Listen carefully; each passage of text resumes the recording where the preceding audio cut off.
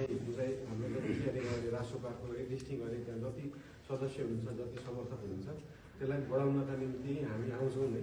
हाम्रो सकभर चाहिँ 165वटै क्षेत्रमा एउटा उहाँले प्लान हो। त्यसमा अभियसली कर्णाली त जानै पर्यो।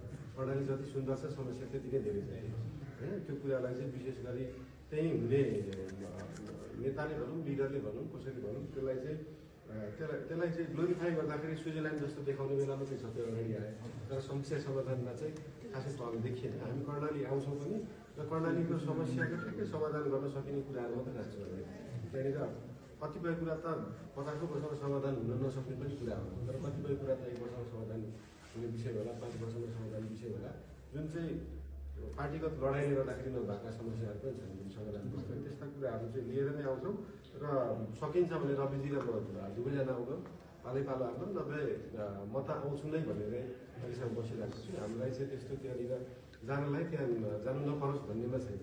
सफल हामी जान नै भन्ने छ र गएर त्यहाँनिर त्यो एउटा माहौल बढोस् पनि भन्ने छ, बढ्छ पनि होला र तपाईँहरूले त्यसको लागि साथ सहयोग गर्नु। त्यो साथ सहयोग तपाईँहरूले गर्ने आफ्नै लागि त्यो अरू कसैको लागि होइन। त्यही हिसाबले तपाईँहरू जानु होला।